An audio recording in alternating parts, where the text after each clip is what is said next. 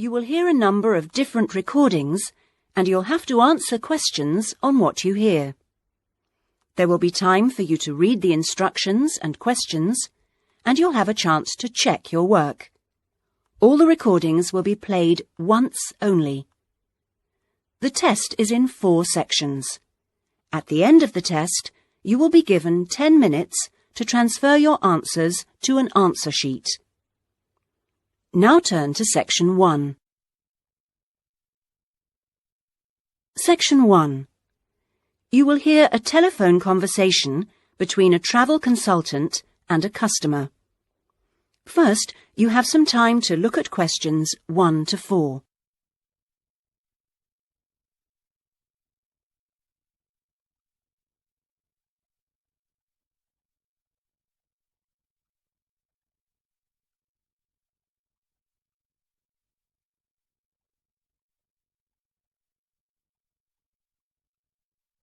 You will see that there is an example which has been done for you. On this occasion only, the conversation relating to this will be played first. Good afternoon, Dreamtime Travel. How can I help you? Oh, hello. I'm interested in the holidays you offer along the coast near here. Yes, we operate several tours up the coast. Where in particular did you want to go? Well, I like the sound of the holiday that mentioned whales. Was it, whale watching? Oh, that's our whale watch experience. It's very popular, and it's based in a lovely little town with nice beaches. The holiday is called Whale Watch Experience, so Whale Watch Experience has been written on the form. Now we shall begin. You should answer the questions as you listen, because you will not hear the recording a second time. Listen carefully and answer questions 1 to 4. Good afternoon, Dreamtime Travel. How can I help you? Oh, hello. I'm interested in the holidays you offer along the coast near here. Yes, we operate several tours up the coast. Where in particular did you want to go? Well, I like the sound of the holiday that mentioned whales. Was it, whale watching? Oh, that's our whale watch experience. It's very popular, and it's based in a lovely little town with nice beaches. Oh, right. And how long does it last? It's 2 days. That includes 4 hours travel time each way from here. Good. I don't want to be away any longer than that. So, is that by coach? Actually, it's by minibus. We like to keep those tours small and personal, so we don't take a whole coachload of people. In fact, we only take up to 15 people on this tour, although we do run it with just 12 or 13. Oh, right. So, do you run these tours often? Well, it depends on the time of year. Of course, in peak times, like the summer holidays, we do them every weekend, but at the moment, it's usually once a month at most. And when is the next one going? Let me see. There's one in 3 weeks' time, which is April the 18th, and then we don't have another one until June the 2nd. All right. And is April a good time to go? Pretty good, though the really good time is later in the year. I have to say, though, that the whale sighting is only one of the many things offered. Really? Yes, the hotel itself where you stay has great facilities. It's called the Palisades. The Paris what? No, it's actually the Palisades. Palisades. It's right on the main beach there. Oh, I see. All of the rooms have nice views, and the food is really good there too. Oh, right. Before you hear the rest of the conversation, you have some time to look at questions 5 to 10.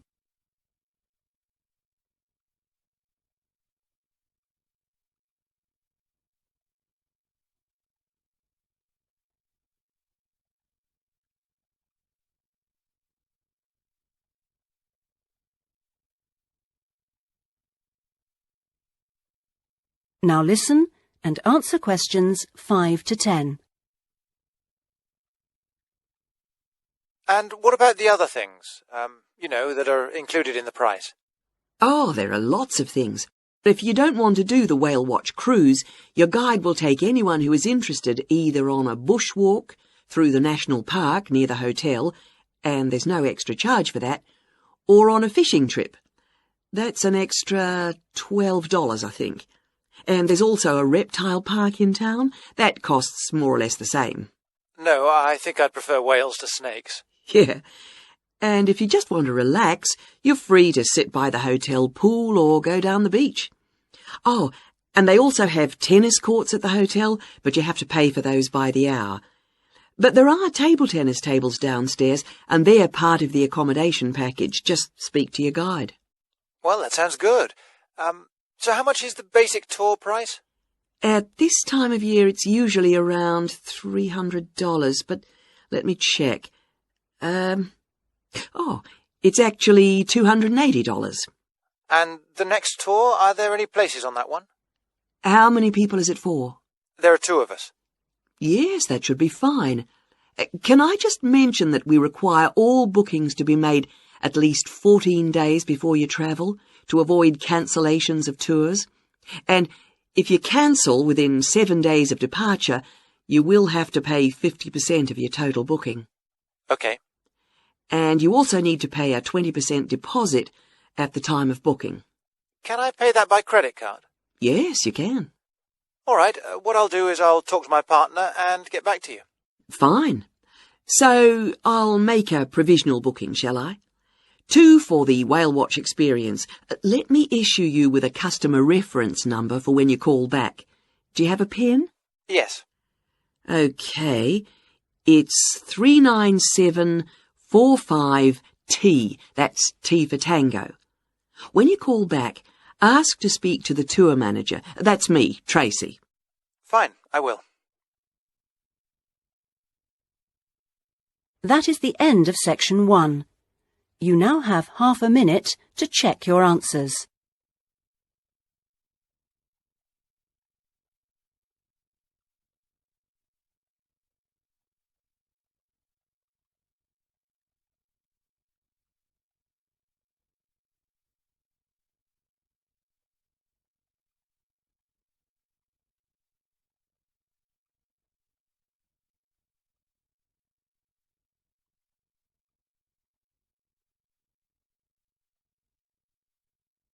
Now turn to section 2.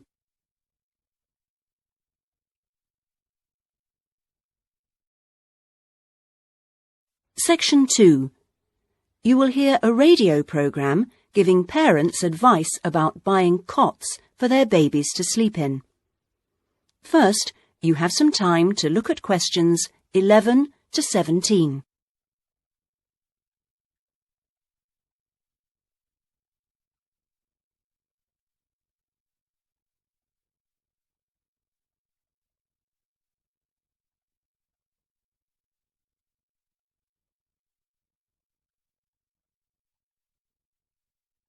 Now listen carefully and answer questions 11 to 17. Hello and welcome to today's Buyer Beware program, where we give you some tips on how to spend your money wisely. Now, in today's show, we're looking at beds for children and babies. Let's start by looking at baby cots. That's for children of up to 3 years old. We tested 3 different cots, all in the budget price range, and as usual, we will feature the good points, the problems, and our verdict. The first cot we looked at was by BabySafe, and it had several good points to recommend it. Our testers liked the fact that it had 4 wheels, so it was easy to move around. The only slight problems with this cot were that it had no brakes, but they didn't think that mattered too much. At first they were a bit concerned about the side bar because they felt babies could trap their fingers in it. But our testers felt that this was unlikely to happen, so they've given this one a verdict of satisfactory. The next cot was by Choice Cots, and this time our testers were pleased to find a cot which is simple to put together, unlike others we looked at. On the minus side, our testers did not like the fact that the side of the cot did not drop down, making it difficult to pick up newborn babies. However, the real problem with this cot was the space between the bars. Our testers found they were too wide and a baby could easily trap his head. We felt this was a real safety hazard, and so we've labelled this one dangerous, I'm afraid. Before you hear the rest of the programme, you have some time to look at questions 18 to 20.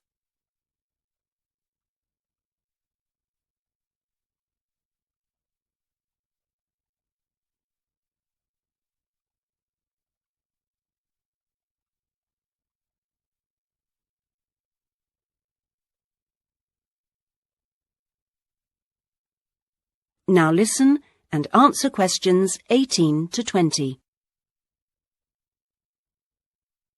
And finally, better news for the Mother's Choice cot. This cot was slightly different in that although the sidebar did not drop down, the base could be raised or lowered into two different positions, making it safe as well as convenient. The negatives for this one were quite minor. The only niggle everyone had was the fact that it has no wheels, and the only other problem anyone could find was that there were pictures, which were simply stuck on and so could easily become detached. The makers have now promised to discontinue this practice. As this cot will then be safe in every way, we have made the Mother's Choice cot our best buy. Congratulations, Mother's Choice. So what features should you look for in a baby's cot? Well, obviously, safety is a very important factor, as well as comfort and convenience.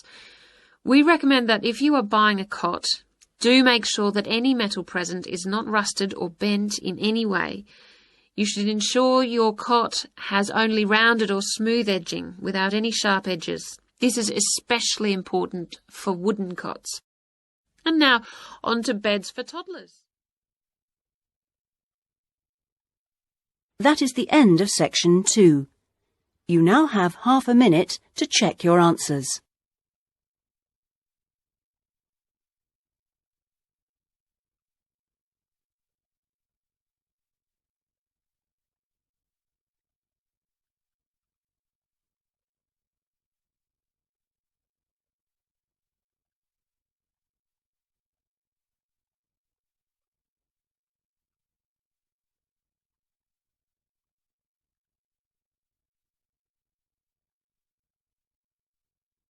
Now turn to section 3.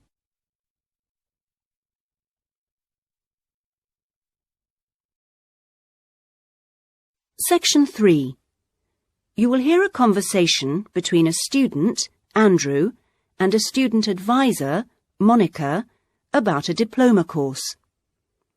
First, you have some time to look at questions 21 to 25.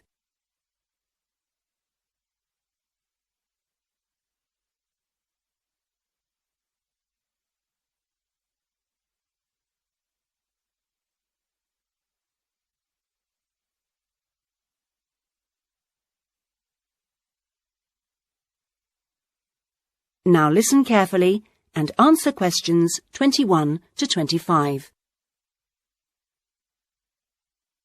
Excuse me, I was told to come here for advice about, management diploma courses.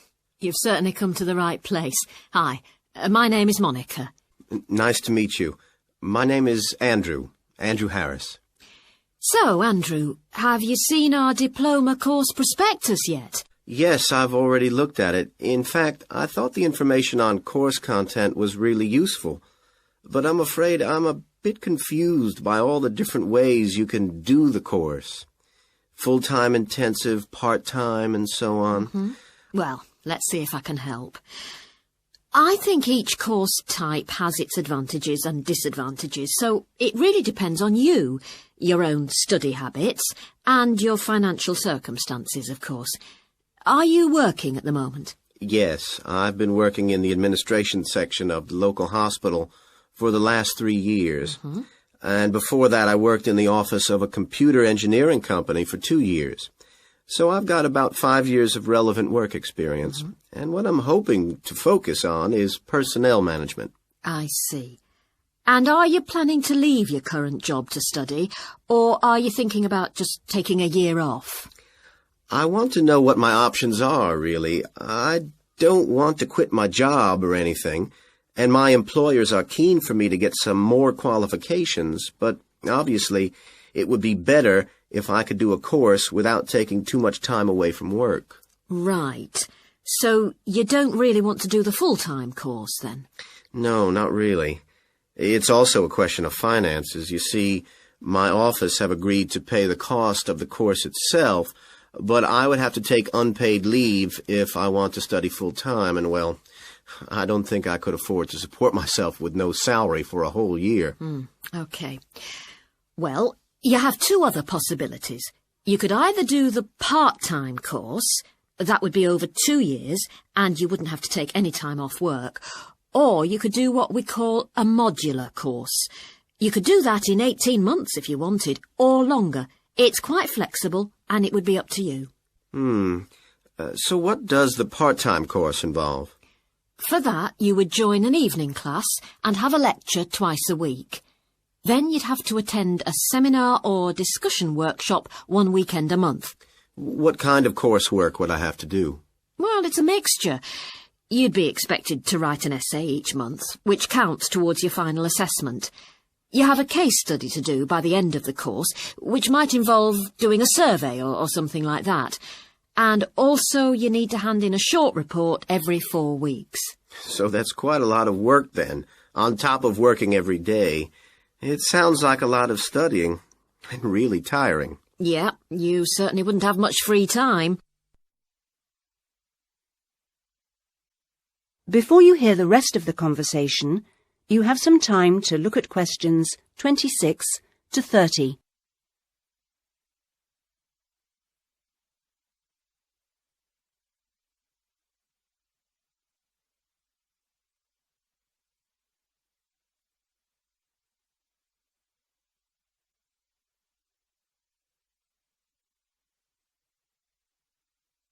Now listen and answer questions 26 to 30. What about the modular course? What would I have to do for that? Well, that's where you get the opportunity to study full-time for short periods. That way you can cover a lot of coursework and attend lectures and seminars during the day. And each module lasts for 1 term, say about 12 weeks at a time. There are obvious advantages in this. The main one being that you can study in a much more intensive way, which suits some people much better. And how many of these modules would I have to do to get the diploma? The current programme is 2 modules, and then you have to choose a topic to work in more depth. But you can base that on your job, and so you don't need to be away from the office. And how long it takes is up to you. The important thing is that you don't have to study and work. You can focus on one thing at a time. Yes, I can see that. It certainly sounds attractive. It would be more expensive, though. I mean, I'd have to support myself without pay for each module. That's true. So that might be a problem for you. Look, why don't you talk this over with your employers and then come back? That is the end of section 3. You now have half a minute to check your answers.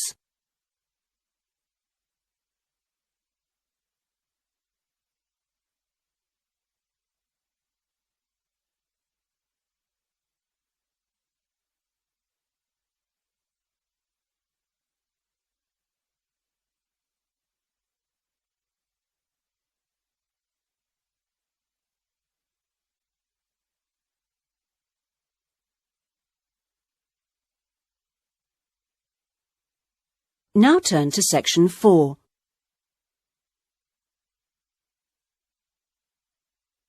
Section 4. You will hear part of a lecture given by an economist about North American women's attitude to money and saving. First, you have some time to look at questions 31 to 40.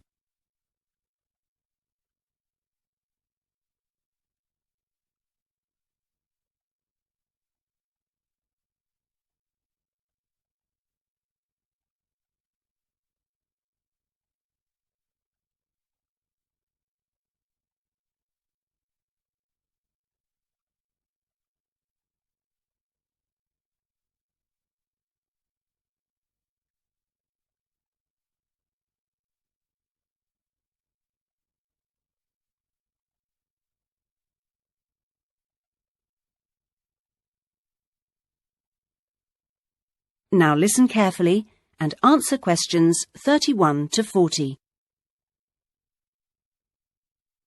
Okay, so we've been looking at the attitudes of various social and cultural groups towards the management of their personal finances, how important they feel it is to save money, and what they save their money for. One aspect that we haven't yet considered is gender. So if we consider gender issues, we're basically asking whether men and women have different attitudes towards saving money, and whether they save money for different things. Back in 1928, the British writer George Bernard Shaw wrote in his Intelligent Women's Guide to Socialism and Capitalism that a man is supposed to understand politics, economics, and finance, and is therefore unwilling to accept essential instruction. He also said, a woman, having fewer pretensions, is far more willing to learn. Now, though these days people might question a lot of the assumptions contained in those statements, recent research does suggest that there are some quite fundamental differences between men and women in their attitudes to economic matters. Let's look at what men and women actually save for. Research studies of women in North America have found that women are far more likely to save for their children's education, and they are also more likely to save up in order to buy a house one day. The same studies have found that men, on the other hand, tend to save for a car, which, by the way, takes a surprisingly large amount of the household budget in North America. But the other main priority for men when saving money is their retirement. When they're earning, they're far more likely to put money aside for their old age than women are. Now, this is rather disturbing, because, in fact, the need for women to save for their old age is far greater than for men. Let's consider this for a moment. To start with, it is a fact that throughout the world, women are likely to live many years longer than men, so they need money to support them during this time. Since women are likely to be the ones left without a partner in old age, they may therefore have to pay for nursing care, because they don't have a spouse to look after them. Furthermore, the high divorce rates in North America are creating a poverty cycle for women. It is the divorced women who will most often have to look after the children, and thus they need more money to look after not just themselves, but others.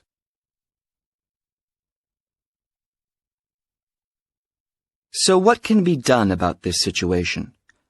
The population in North America is likely to contain an increasing number of elderly women.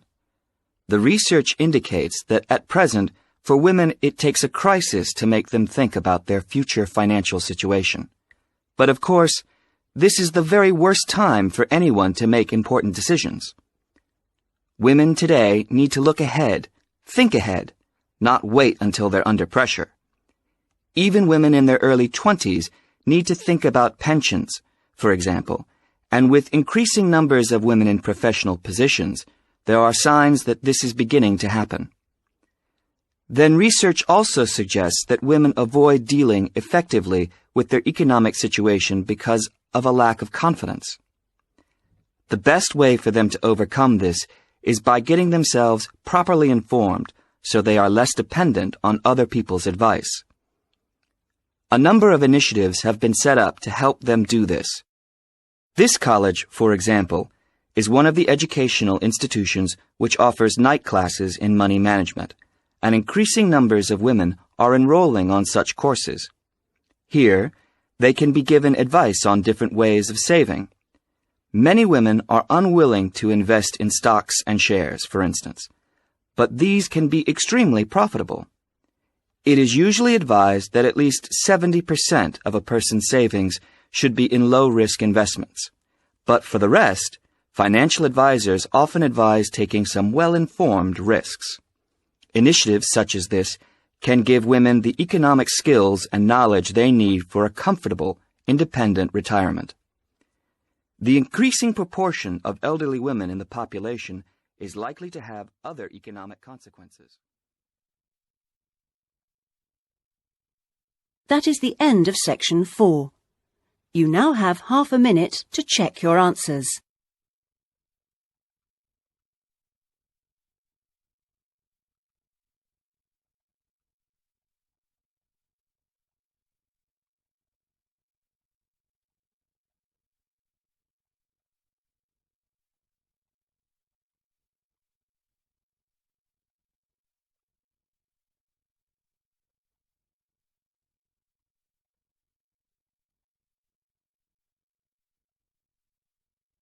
That is the end of the listening test.